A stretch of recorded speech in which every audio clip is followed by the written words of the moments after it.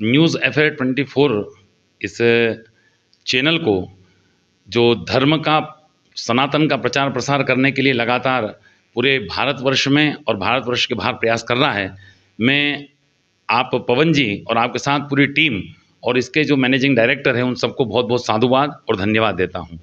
रही बात जहां तक आपने प्रश्न किया कि आपकी संस्था इत्यादि के बारे में आप जानना चाहते हैं, मैं निवेदन करूं, पूरे भारतवर्ष में जो मैं कथाओं का आयोजन करता हूं, मैं 3 उद्देश्य को लेकर के कथा करता हूं।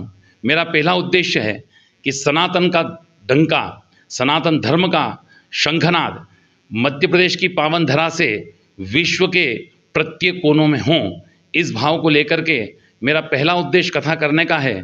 कथाओं के माध्यम से प्रत्येक गांव में, प्रत्येक नगर में एक हनुमान झंडे की स्थापना करना, युवाओं को, बेटियों को, माता बहनों को और जामवंत स्वरूप जो गांव के वृद्ध हैं उन सबको सनातन धर्म से जोड़ने के लिए एक हनुमान झंडे की स्थापना करने का मेरा उद्देश्य रहता है और हर स्थान पर एक हनुमान झंडे का स्थापना करता हूं। दूसरा मेरा उद्देश्य है, 1 साल 2 साल बाद उसी गांव में अगर हनुमान झंडा सतत चल रहा है तो निश्चित रूप से मेरा अगला उद्देश्य मैं रखता हूं कि हर गांव में एक व्यायामशाला की स्थापना करना। पूरा विश्व भारत के युवाओं को व्यसन और नशे की गर्त में धकेलने पर लगा हुआ है। कहाँ से ब्राउन शुगर आ रही है, कहाँ से हीरोइन आ रही है और कहाँ से अफीम आ रही है, ये सब लोग अच्छी तरह समझते हैं। पूरे विश्व के स्मगलरों की नज़र और विधर्मियों की नज़र हिंदुस्तान की युवा पीढ़ी को नष्ट करने पर लगी है। स्वामी विवेकानंद ने कहा है कि एक स्वस्थ शरीर में ही स्वस्थ मन का वास होता है। तो मेरा दूसरा उद्देश्य है कि हर गांव में एक व्यायामशाला की स्थापना करके और प्रत्येक युवाओं की नसों को फौलादी बनाना, ताकि वो समाज, धर्म और राष्ट्र के कार्य आ सके। तीसरा मेरा उद्देश्य कथा का है, गांव में मंदिर बहुत हैं, हर गांव में कहीं ना कहीं मंदिर आपको मिल जाएंगे, पर प्रत्येक मंदिर में से किसी एक मंदिर में एक भारत माता की मूर्ति स्थापना करना। भारत माता की मूर्ति स्थापना, मूर्ति बड़ी है छोटी है साइज का विषय नहीं है, परंतु भारत माता की मूर्ति स्थापना करना। इसका कारण क्या है? कई लोग पूछते हैं कि आप भारत माता की मूर्ति क्यों स्थापना करना चाहते हैं। मैं निवेदन करूं कि इस देश के अंदर जब अंग्रेजी शिक्षा पद्धति लागू हुई और लॉर्ड मेकाले ने जब यहाँ की संस्कृति को देखा, यहाँ के अगर बच्चों को, उनकी मानसिकता को और यहाँ की संस्कृति को नेस्त नाबूद करना है तो सबसे पहले मुझे यहाँ की संस्कृत भाषा और संस्कृति को और संस्कारों को तोड़ना पड़ेगा। उसके लिए लॉर्ड मेकाले ने अपनी शिक्षा पद्धति इस हिंदुस्तान के शिक्षा पाठ्यक्रम में लागू की गई और उसके बाद बच्चों को यह नहीं बताया कि एरोप्लेन का आविष्कार किसने किया, बच्चों को बताया कि एरोप्लेन का आविष्कार, हवाई जहाज का आविष्कार राइट ब्रदर ने किया। साहब मैं निवेदन करूं, आज से 17.5 लाख वर्ष पहले महात्मा रावण लंकेश ने बिना डीजल और पेट्रोल का पुष्प विमान उड़ा करके और हमारी सनातन संस्कृति का सिर गर्व से ऊंचा किया है। ये बात नहीं पढ़ाई गई कि आईवीएफ पद्धति, आप देख रहे हैं आईवीएफ पद्धति के द्वारा बच्चे का किस प्रकार से एक गर्भ से दूसरे गर्भ में प्रतिस्थापित किया जाता है। ये विधि कहाँ से आई? ये विधि अमेरिका से आई। हिंदुस्तान ने क्या किया? हिंदुस्तान के लोगों ने कुछ नहीं किया। मैं निवेदन करूं साहब, द्वापर युग कालीन में आज से 5,500 साल पहले मुनि गर्गाचार्य जी ने अपनी गर्गाचार्य संहिता में लिखा है कि जब देवकी का 7वां पुत्र, जो कंस ने 6 पुत्र मार दिए और 7वां पुत्र गर्भ में धारण किया था, तब संकर्षण क्रिया के द्वारा देवकी का वह 7वां गर्भ रोहिणी के गर्भ में प्रतिस्थापित करवा दिया था। ये आईवीएफ पद्धति जो आज अमेरिका ने हमारे यहाँ लाकर दी है, हमने आज से 5,500 साल पहले इस हिंदुस्तान और इस समाज और पूरे विश्व को सिखाई है। हम गौरवमयी सनातन संस्कृति के पालन करने वाले हैं। तो भारत माता की मूर्ति जो स्थापना करने का मेरा उद्देश्य है कि लॉर्ड मेकाले की शिक्षा पद्धति और कॉन्वेंट स्कूल की पढ़ने वाली पद्धति के बच्चे ये नहीं जानते हैं कि भारत माता कौन है। उनको यही पढ़ाया जाता है कि भारत माता एक जमीन का छोटा सा टुकड़ा है, पर भारत माता हमारा सनातन धर्म का गौरव है। भारत माता के प्रति हमारा नैतिक कर्तव्य क्या है। और पवन जी, मेरा उद्देश्य है, मैं किसी के व्यक्ति की लाइन छोटी करने में विश्वास नहीं रखता हूं। अगर मेरी लाइन बड़ी करना तो मैं किसी व्यक्ति की लाइन छोटी नहीं करता हूं। मैं खुद अपने कर्म से, अपने पुरुषार्थ से अपनी खुद की लाइन बड़ी करने में विश्वास रखता हूं ताकि उनकी लाइन छोटी हो जाए। तो भारत माता जब मंदिर में कहीं ना कहीं बैठेगी, बच्चा रामनवमी, जन्माष्टमी पर्व मनाने अपने माता पिता के साथ जाएगा, वो पूछेगा पिताजी राम जी ने क्या किया, तो राम का महत्व बताएंगे। कृष्ण ने क्या किया, कृष्ण का महत्व बताएंगे। ऐसे ही बच्चा पूछेगा ये कौन है, तब उसके पिताजी कहेंगे बेटा ये भारत माता है, और भारत माता का क्या महत्व है, भारत माता के प्रति हमारा नैतिक कर्तव्य क्या है, जो पिता बताएगा तो कम से कम उसकी एक नैतिकता जागृत होगी और भारत माता के प्रति अपना गर्व महसूस करके उसके प्रति समर्पण भाव से कार्य करेगा। जी, जैसे कि गुरुदेव ने अपने धर्म के बारे में बताया। गुरुदेव, मैं जानना चाहता हूँ, हमारे दर्शक जानना चाहते हैं कि गुरुदेव आपने कब से ये भगवा चोला धारण करा है और इसके पीछे क्या उद्देश्य है? आपके द्वारा आश्रम भी बनाया जा रहा है, आश्रम में क्या दिनचर्या रहने वाली है और कौन-कौन वहाँ पे आश्रम में रहेंगे? और बच्चों के लिए, खास तो बच्चों के लिए गुरुदेव ने एक आश्रम बनाया है, जानते हैं कि आश्रम का क्या उद्देश्य है गुरुदेव? जी पवन जी, मैं न्यूज़ एफेयर 24 चैनल के माध्यम से और आपकी पूरी टीम को पुनः साधुवाद देता हूं कि आप सनातन धर्म का प्रचार प्रसार करने के लिए लगे हुए हैं पूरे विश्व में।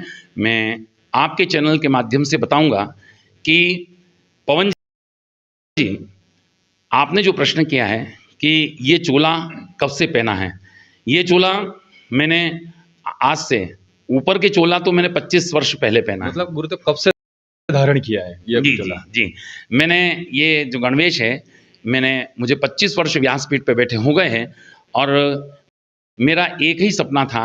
मैंने जब देखा कि हिंदू सनातन के बच्चे होटल में कब्बसिद हो रहे हैं और समाज में एक वर्ग का बच्चा वो है जो बहुत दूर खड़ा है, जिस हिंदू समाज के बच्चे को हम अपने गले नहीं लगा पा रहे हैं, जिस समाज को हम उपेक्षा और तिरस्कृतहीन भावना से उस समाज को देख रहे हैं, और वो बच्चे खेत में मजदूरी करके, शिक्षा से वंचित होकर के, विद्या से वंचित होकर के और राष्ट्र की मुख्य धारा से दूर जा रहे हैं। वो बच्चे धर्मांतरित होकर के अन्य संप्रदाय को में प्रवेश करके परिवार सहित और हमारे ही राष्ट्र, हमारे ही समाज के खिलाफ हथियार को उठा रहे हैं।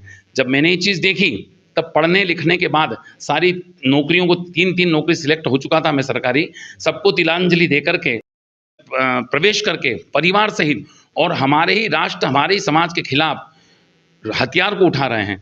जब मैंने ये चीज़ देखी, तब पढ़ने लिखने के बाद सारी नौकरियों को 3-3 नौकरी सिलेक्ट हो चुका था मैं सरकारी, सबको तिलांजलि दे करके, और मैंने 25 वर्ष पहले प्रण किया कि मैं समाज के दूर दराज और अंतिम पंक्ति में बैठे हुए बच्चों को मैं राष्ट्र की मुख्य धारा से जोड़ने के लिए एक संस्कृत गुरुकुल की स्थापना करूंगा।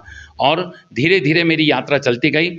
मुझे कथा का जितना भी दान आता है वो सारा दान मैं शिक्षा और चिकित्सा के लिए समर्पित करता हूँ। ये 25 साल से मेरा संकल्प है। दान का पैसा मैं अपने लिए कभी उपयोग में नहीं लेता हूँ। तो इस उद्देश्य को लेकर के पिपलिया मंडी के पास नीनोरा ग्राम में मुझे वहाँ पर ज़मीन दान मिली और वहाँ पर उसका पब्लिक ट्रस्ट बना दिया है। आज 25 साल के अंदर वहाँ धीरे धीरे गुरुकुल का निर्माण हो रहा है। संस्कृत विद्या, वहाँ संस्कृत भाषा में और हिंदी भाषा में और अंग्रेजी भाषा में 3 भाषाओं का ज्ञान, वहाँ 100 बच्चों का जो आवासीय विद्यालय बन रहा है, उन 100 बच्चों के आवासीय विद्यालय में वहीं बच्चे रहेंगे, वहीं पढ़ेंगे और उनको शास्त्र के साथ शस्त्र का ज्ञान भी उस गुरुकुल में सिखाया जाएगा।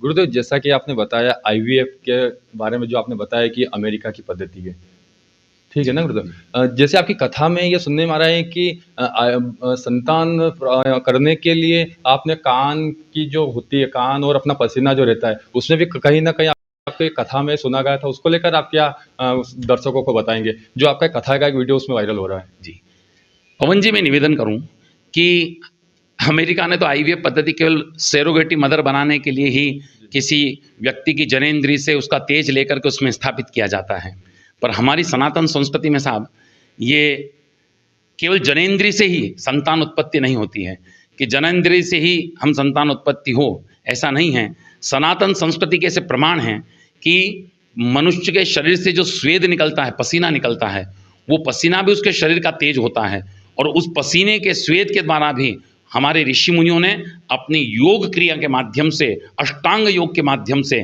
संतान उत्पत्ति की है। एक उदाहरण आपको मैं 2 उदाहरण इस पसीने की संतान उत्पत्ति के दूंगा, जो हमारे सनातन संस्कृति के सत्य स्वरूप ग्रंथ में प्रमाण हैं कि जब हनुमान जी महाराज आग लगाकर लंका में और अपनी पूज बुझाते हैं, उसके पसीने की बूंद जब नीचे गिरती है, एक मकड़ी उसको ग्रहण करती है और मकर ध्वज के रूप में वह पुत्र प्राप्त होता है। दूसरा प्रमाण मैं बताता हूँ माँ शिव पुराण का, कि माता पार्वती अपने शरीर के स्वेद लगे हुए उबटन से एक पुतला बनाती है और मृत संजीवनी महाविद्या मंत्र के द्वारा उस पुतले में प्राण फूंक करके और उसे अपनी सुरक्षा के लिए अपना पार्षद, अपना द्वारपाल बनाती है। पसीने के बाद आंसू से जो आंसू निकलते हैं, ये भी शरीर का तेज है। आंसुओं से भी बच्चे प्राप्त होते हैं। कैसे प्राप्त होते हैं, मैं उदाहरण दूं। भगवान कृष्णचंद्र जी ने मस्तक पर मोर मुकुट धारण किया है। मोर मुकुट में जो मोर निष्काम पक्षी है, मोर के अंदर कभी काम भाव, वासना का भाव नहीं रहता है। जब मोर अपने पंखों को देखता है और नृत्य करता है और पाँव की तरफ उसकी नज़र जाती है, आँख से आंसू निकलते हैं और मोरनी उसी क्षण में ही खड़ी रहती है। वो आँख से निकले हुए आंसू का पान करके और गर्भ धारण करती है। इसी प्रकार विष्णुत्कर्ण मलोद्भूतो, मधु और कैटभ नाम के जो दैत्य हैं, भगवान विष्णु के कान के मैल से उत्पन्न हुए हैं। इसलिए जो हमारे कान का मैल है, ये भी शरीर का तेज है। कान से यदि कोई वस्तु, शरीर का तेज, वस्तु से मतलब शरीर का तेज, इस कान से यदि अंदर प्रवेश कर जाए, उसका सीधा संबंध गर्भ से होता है। वायुदेव ने भगवान शंकर का तेज पीपल के पत्ते से राम का कार्य पूर्ण करने के निमित्त मां अंजना के कान में फूंका, तो शंकर सुवन, केसरी नंदन और पवन पुत्र हनुमान जी आए।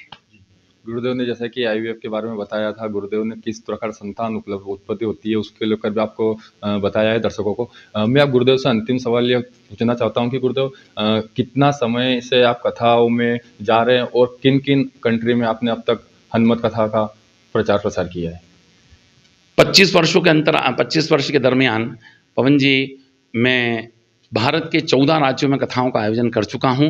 मेरी कथाएं फॉरेन कंट्रीज़ में, नेपाल में हुई है और अभी मैं सितंबर में दुबई जा रहा हूँ, जहाँ पर भव्य हनुमंत कथा एवं सुंदरकांड पारायण का आयोजन दुबई में होने जा रहा है। इसके बाद मेरी अगली यात्रा रहेगी कनाडा और जर्मनी में। न्यूज़ अफेयर 24 से जुड़ने के लिए गुरुदेव का बहुत बहुत आभार एवं धन्यवाद। अंतिम सवाल न्यूज़ अफेयर 24 के माध्यम से हमारे जो टीवी चैनल के मेंबर्स है, जो हमारे दर्शक है, जो हमारी पूरी न्यूज़ अफेयर 24 टीम है ऑफिस की, उनको क्या कहना चाहेंगे?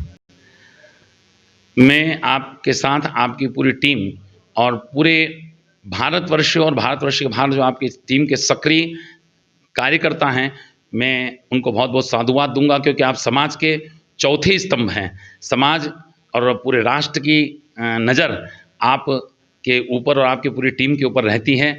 आप निरंतर उन्नति के मार्ग पर चलें। सरसी के राजा हनुमान जी महाराज का आशीर्वाद आपके साथ पूरी टीम पर बनी रहे, और जब भी सनातन का डंका बजाने की बात याद हो आए, तब आपका न्यूज़ अफेयर 24 चैनल के सारे समस्त टीम के कार्यकर्ता सनातन का डंका निष्पक्ष रूप से, निर्भीक रूप से और निष्प्रभावी किसी के कहने में आकर के बजाय आप निरंतर उन्नति के मार्ग पर चलें। इन्हीं शुभकामना संदेश के साथ आप सब स्वस्थ रहें, व्यस्त रहें। समाज के चौथे स्तंभ हैं। समाज